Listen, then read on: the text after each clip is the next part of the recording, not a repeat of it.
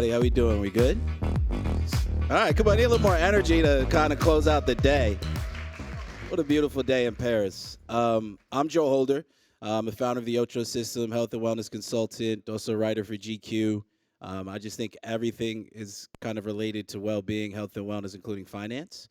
And today, we're going to talk about the unseen game, building resilience in sport and also security.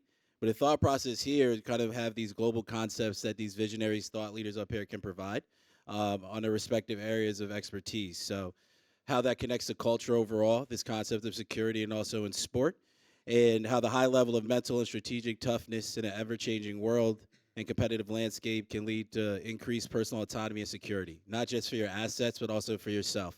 Because in the same way we want autonomy, of course, for our assets, you want to see how we could build resilience through what the individuals up here are going to be able to provide, and then you'll be able to leave here with more than enough insight as it relates to both Ledger and also yourself to hopefully feel a little bit better and move throughout the world in a more secure way. So can you be with us for 20 minutes and have a really good conversation with these legends up here? Give me a little round of applause for that. I love it. That's it, Joe. All right. So I'm going to let them introduce themselves because their resumes are much longer than I can give credit to. So we'll start here with you, Ari, and we'll get going. Hi, everyone. I'm Ariel Wengroff. I lead marketing and communications at Ledger. I was at Vice for a very long time before that, and Joe is a very dear old friend, so it's really nice to share the stage. New York, in addition stand to up. these guys. Yeah. Hi, I'm Bruce Bowen, former San Antonio Spur. Played in the NBA for 13 seasons, won 3 NBA championships. Ooh. And yeah. I only said that so that you would clap. But I also have some ties here playing basketball in Le Havre, Evro, and Besançon.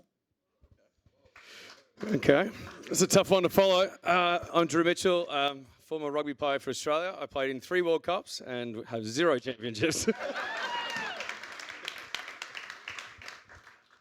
I'm Matt Giteau. I also played for the Wallabies in Australia. Came over to France, played 5 years at Toulon in the south of France. So happy to be back in France. And also, I didn't win any championships. We're all champions here. One We team, one have 3 dream, rings. Yeah, that's what the people who have the rings say to the people that don't. All right, we're going to work our way back. Matt, we'll start with you. Just kind of give a quick little thought process here. What's resilience mean to you?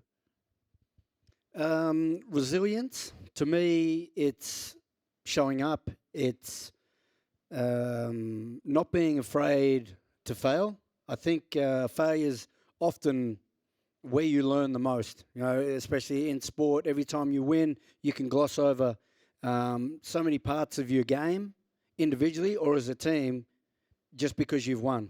Whereas when you lose, you then really focus on those areas that you can be better.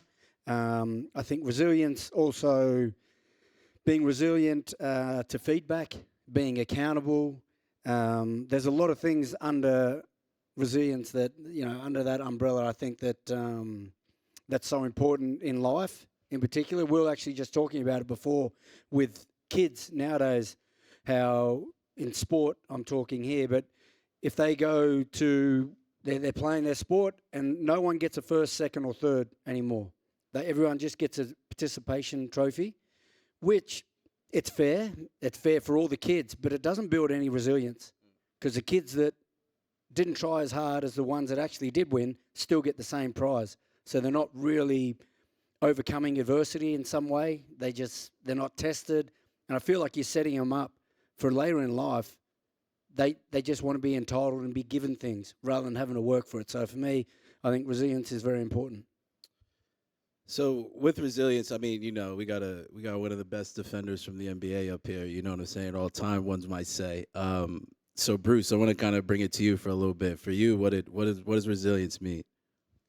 Well, it's showing up daily, no matter how great or how less you feel. As to piggyback off of failing, you show up each and every day because it's necessary in life for you to make sure that each and every day is a different opportunity at success, no matter what happened in the past. I always have this saying is that I look forward to tomorrow because whatever was transpiring during that day, it's in the past once we get to tomorrow. So it's so many different things that you can go to when it comes to resilience. But I think at the end of the day, it's about showing up. So, all right, we'll bring this to you because, Bruce talks about defense, being able to show up for tomorrow. And I guess with the way Ledger is set up, being able to provide the user with that very resilient experience, being that defensive coach, how do you kind of think through that with everything you're doing at Ledger as it relates to, like, the non-negotiable of making sure this product is secure for your user to be more resilient? It's interesting because the way the company has been built for over a decade is it's meant to exist for when it's not around. So if Ledger doesn't exist tomorrow for any circumstance, you have no different experience of how you use the product on a daily basis. And that's so important to us because some of defense and resilience is actually about you having control. That means personal accountability, but it also means that you have the ability to make that choice. And so it shows up in how we build our products and services, but also I think in the way that we partner with people, because we've been really lucky to partner and work with people like the folks on this stage who are real mentors for how you can think about that in your own daily life. Drew, we're going to bring this to you because I want to talk a little bit about like risk, reward. We know in the financial markets right now, that's all crazy, especially in the U.S. I'm a New York boy. I wake up every day, something else is crazy going on. But as it relates to sport, risk, reward, and not knowing some uncertainty that's associated with that, you dealt with a lot of injuries in your career. How did you kind of deal with that from the mental standpoint, the kind of risk, reward thought process associated with rugby? Yeah, I mean, I think with everything in life, there's always an element of risk. I think if there is no risk reward, you're not pushing yourself enough. You're too much in your comfort zone. You're not giving yourself the ability to fail. Therefore, you don't get the opportunity to learn. So, in terms of the risk and reward, we know, like as a contact sport, we know that injuries are a very real thing. There's times where, you talk about the mental sort of side of it. Like one game in 2011, I got my toe caught in the ground and my foot sort of spun around, was facing the other way. And so the physical side of that comeback was difficult, but I think the mental thing, the side of it was what I really struggled with most. Like I remember when I came back playing and we'd be on the team bus on the way to a game and there'd be like fans, hitting the side of the bus and I'd picture them falling over and dislocating their ankles. So I hadn't dealt with the sort of the mental side of things, right? Like I was going out to play, but I still had this trauma in me that I hadn't visited. So I sort of did a lot of work to be able to sit in that, be uncomfortable with that, but then overcome that, so then I can go out there and actually perform. Because when we're out there and if there's just like a small opportunity for that doubt to creep in, or the moment of hesitation or something like that, then all of a sudden the risk is elevated and the reward's not so great. So I think though also you can minimize the risk by your preparation, right? So if you're well prepared, you know what you're going into, you've done the work, you've made those passes or you've made those runs in training an abundance of times, that all of a sudden when you have that opportunity in a game for us or in real life, then you know that the risk is so much smaller than it would have been otherwise if you weren't prepared. So I think like in anything in life, if the more prepared you are, the more ready you are to go out there and get the reward and devalue the risk. Yeah, I'm always fascinated by everybody deals with like plan versus strategy when when you go and do something, but then the context in which you're doing it, there's a curveball that's thrown at you. So, Bruce, I got a question for you at this one. I'm gonna give you a little bit of a curveball, but I want to know how you deal mentally. Do you have a mental routine that you used to rely on when something didn't go right in a game, where you had to snap yourself back to where you should be? I think it's falling back to all the preparation that has come before. And I think about Game 7 against the Detroit Pistons in 2005. For it to go to 7 games is something that you dream of, but not really, because if it's going 7 games, that means you only have one more game to either accomplish the goal or not. And, a lot of people know me for a corner three and defense. Well, in this particular play, I'm on the wing, and Tim kicks it out to me, which was the right play. Ha, ha, ha, ha. There we go. And I make the shot. And so in this, I prepared for so many opportunities like that. And I'm also willing to go ahead and bet on myself in that scenario. You've worked so hard. Sometimes we work so hard in things in life, and we don't try. I love what Pascal was talking about when it came to our ideas lining up with Ledger and San Antonio Spurs. It has to be a connection, but I love the fact that he was willing to say, you know what, I haven't did this before, but I'm willing to because of what I see. Now, it can go this way or it can go that way, but because of all the preparation, they're willing to take the chance and see what transpires. All right, this one's for you. I have a because I know you personally, so I have a personal question and also more of a Ledger question, if that's okay. Bring it. You have a really good quote in one of your interviews where you basically say, if you raise your hand, you could probably figure it out. And you have a very interesting background as it relates to how you got here. But the other side of it, excuse me, I want to know, since you have longer term in crypto as well, why does Ledger also invest so heavily in education for the resources it provides to its users? I mean, that instance was actually when I was working with Gloria Steinem at Vice, which was so unlikely, right? Because she was sort of this feminist icon and this young male brand. And it was like, how do you make it work, right? And I was like, well, I want to figure it out. Will you let me? And at the time, they were like, yes, you get to do it. And so I think every time in a job, if you believe that you can make something happen, you should feel like the founder in your role. And when it came to Ledger, I got interested in the blockchain because I felt like it was an intergenerational technology that could create change if you were able to learn about it and have a chance to participate or not. And what I was concerned by is it was so early that the people around the table weren't necessarily thinking about bringing everyone else in. And so at Ledger, because we know it's a more complicated space, we've really invested in education, free education through our academy, where we provide as much tools and resources as possible. That's why you actually find so many blockchain club leaders from universities around the world here at Open, because we know that if you get the chance to do it, you are going to bet on yourself, you're going to feel supported. And that's a big reason why we wanted to partner with the Spurs. They're a digital asset education partner. You know, they're one of the youngest teams in the league. What does it mean to be an athlete where so many people look up to you, and yet you get taken advantage so often in your financial literacy yourself? And so it's that two-way street. I mean, we've spoken about this a lot. And so that's a really inspiring place to get to tell stories today. So the link doesn't always make sense, but it's like, what's the best medium to try and work that through? And I think it has endless potential. Yeah, I mean, things change fast, of course, in everything, market and sports. Matt, this one's for you because you literally have a rule named after you regarding how players can navigate through rugby. And I also want to understand, so when the market changes very fast within sport, what could you give to somebody, just a normal person, common population, about a lesson from sport that allows you to adapt very quickly? I think having an open mind is obviously one thing. I travelled around, so I played in Australia, then went to France. From France, I went to Japan. After Japan, had a couple of years in America. And before I first went to France, a friend of mine was already in France. He just said, if you want to come over here, don't compare it to Australia because you'll only be disappointed. Like, you've got to embrace where you're going and you have to adapt.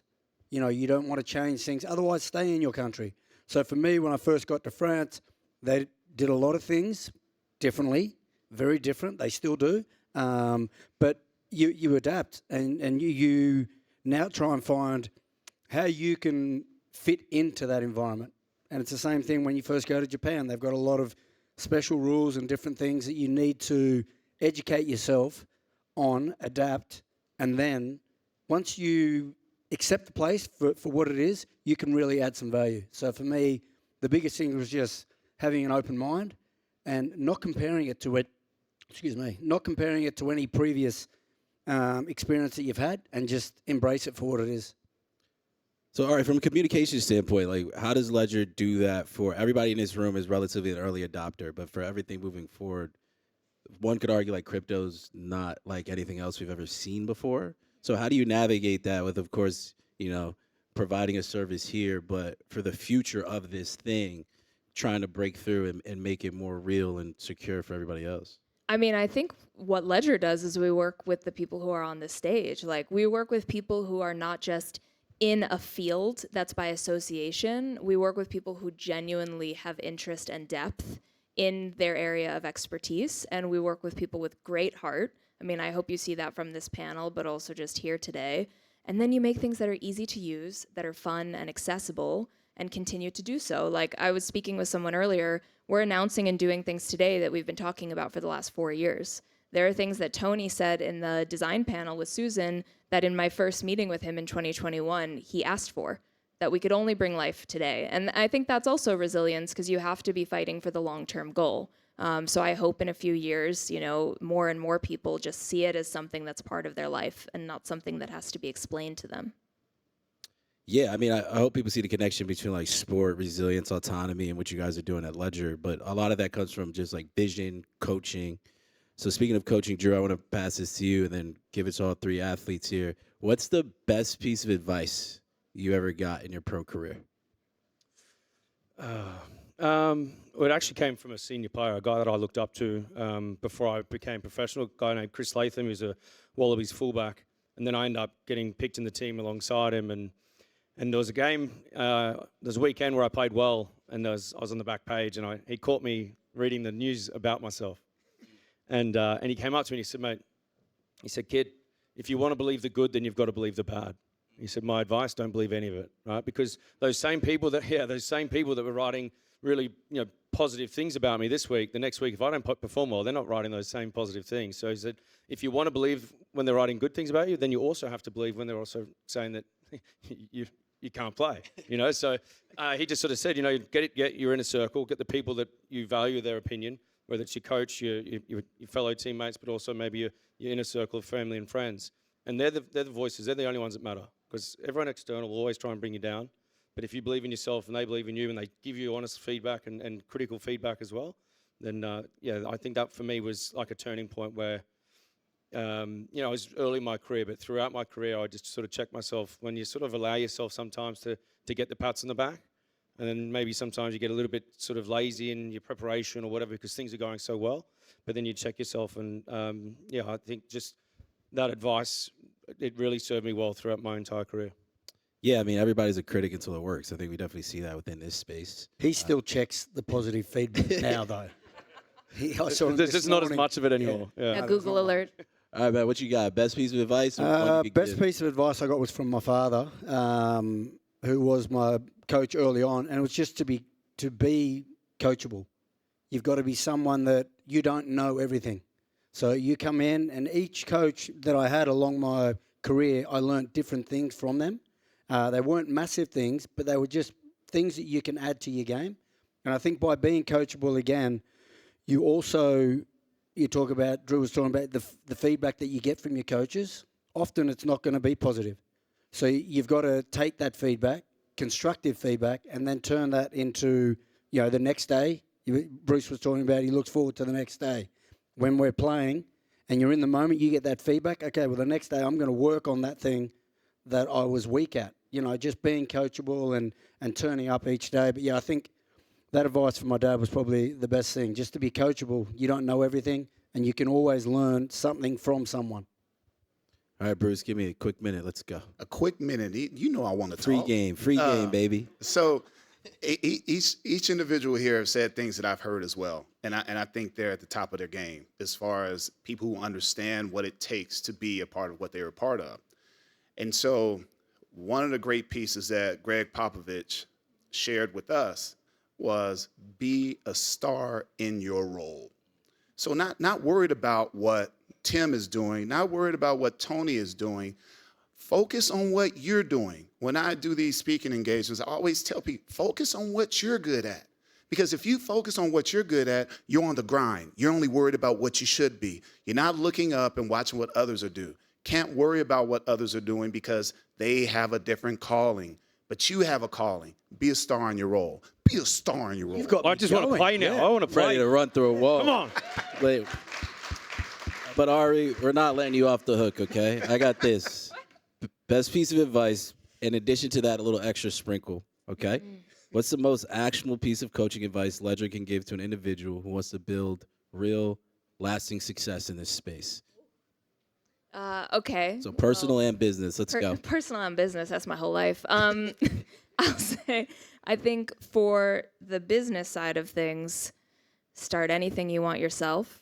this game and this industry of like the future of finance or how you're doing something on a daily basis, no one has the answer for it. So the best thing you can do is start talking about it, learn enough to be able to. But I think people wait too long to share their idea, and this is the inventor's time. So step forward with your invention and make it known. And I think on the second, the best piece of advice I've ever gotten still is nothing starts with no. You cannot accomplish anything if you assume that it might not happen. And the best thing is most people have no idea about the things that never turned out quite right. You always can iterate, and I think that that's actually such a special opportunity that we as humans have. So I would say nothing starts with no. Well, give a round of applause for that, please. What about you, Joe? I know you asked the questions, but Well, what's last the best one, bit and of I'll advice pass you've it to got? Ari for closing remarks. The best one I got probably in my professional career was from my late friend, Virgil Abloh, who did and mentor, who was here at LVMH for men's. And there was one end of the year, 2018, I was really upset because my work wasn't going the way that I thought it should go. And I was explaining to him my ideas, and he looked at me and he goes, there's two things here that you need to understand. You could either lead the wave or just be part of the wave. Both will work, but if you're going to lead the wave, you're always going to be a little bit more frustrated because adoption is going to come a little bit later. But if you're early and you've created a lane, you always have a little bit of an advantage. And then he also told me, how you want to be seen in the world, you have to define yourself as that and act as that. Even if nothing about you has truly changed, the way people perceive you will, and that will lead to increased success because you are now embodying what it says that you are. And then now a lot of times in the world, people claim stuff without having a resume. But if you build an ironclad resume, even if people don't like you, they can't take that from you. So if you're an early adopter in this space or otherwise, and it makes things a little bit more secure for the future moving forward, people always pat you on the back, even when you bet on yourself early in the wave, very early. So God bless that man, RIP. I wish he was still around. But, yeah, his advice changed my life. Bring it home, Ari. Well, I want to thank everyone on the stage for being here. I will say I'm glad Joe got to speak at the end because we've been friends for years. And if you don't know Joe's work, please look it up because he definitely has that lane and I think is a very principled person, which everyone on this stage is. Thank you for being with us all day long. Thank you if you're watching on the live stream from around the world. All of this will be available online later, so don't worry. It will live in perpetuity, just like the blockchain. Had to make a dad joke. And yeah, thank you so much. You can absolutely still check out everything in the building, but we're going to be wrapping up on stage today. And once again, a shout out to the teams who worked incredibly hard to bring today to life. We appreciate you.